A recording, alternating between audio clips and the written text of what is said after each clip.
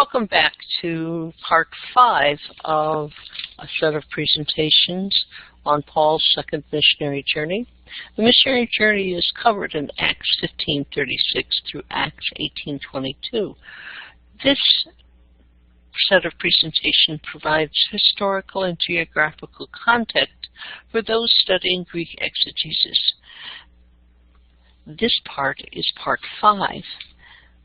Part 5 will look at the Acts 16:11, where Paul sets out from Troas and runs a straight course to Samothrace, and on the following day goes to Neapolis.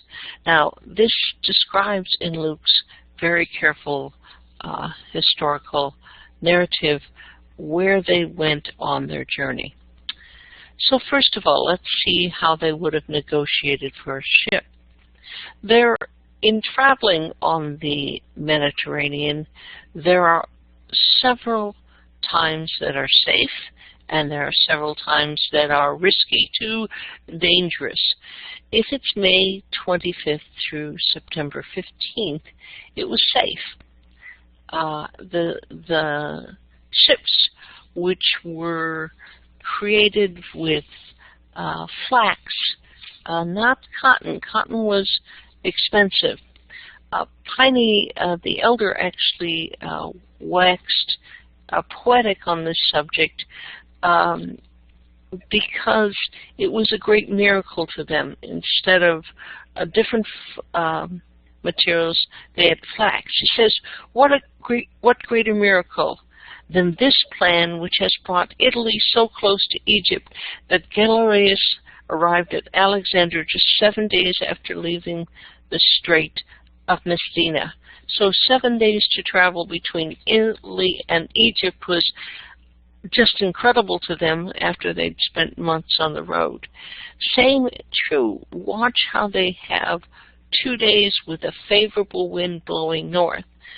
They probably were in either the safe time, or maybe they decided to travel during the risky time, which would have been March 15th to May 25th, or after September 15th to November. Odds are with a good time, it sounds like they were running inside of the safe time.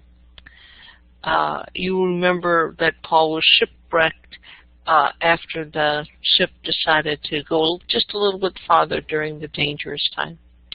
Well, what does it mean they ran straight for Samothrace? As you saw in the earlier diagram, Samothrace was quick north out of the port. It was interesting because it had Mount Farragai, that's the name for moon, and it rises 5,280 feet, or about 1,611 meters.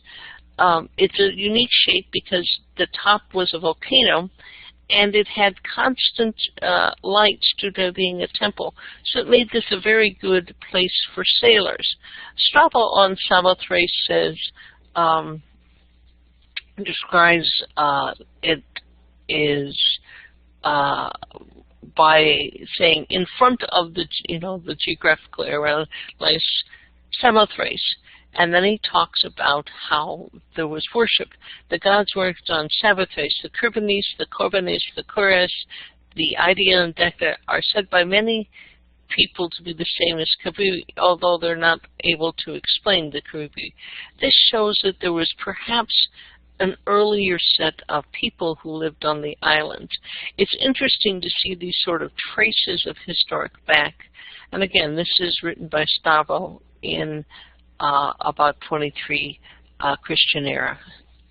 So another thing is there was temples and beautiful falls. This shows you a picture of the temple area, ruins that might have been there. Notice the standard pillars, and also there's a picture of the winged knight, who was probably a statue there and is now located in the Louvre.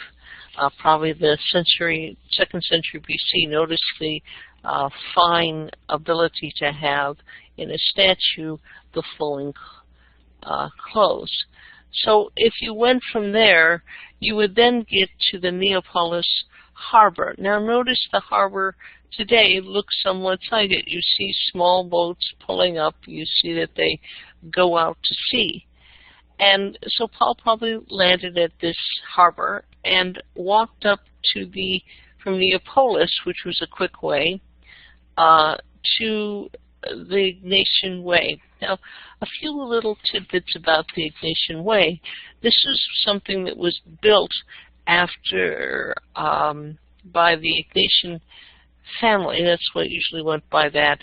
But it was built to keep control over Macedonia and Thrace. Now, Philippi and Neapolis is probably what would have been called Macedonia, but Thrace would have been north of that, or sometimes into the Transition Archipel. This way was a part of the way that troops were transported between Rome and the west, across Byzantium, down into Turkey, and the roads were for Roman soldiers, but the Roman pacts made this very handy for commercial travel, which meant Rome benefited financially. Now, where did they land once they got to Rome to get to Rome? They landed probably at Bristol, and they used the Appian Way, which is still there, or they landed in one of these other towns, very Poligano or Egnatia, and they used the Via Egnatia. So those meant that Rome was fairly close, and so this is a highly traveled road as you took goods from Asia Minor. And you can still see the road there, which is amazing if we think of how long it's been. It's been 20 centuries and these roads still exist. Well, thank you for your time. We will be picking up the time at Philippi in part 6.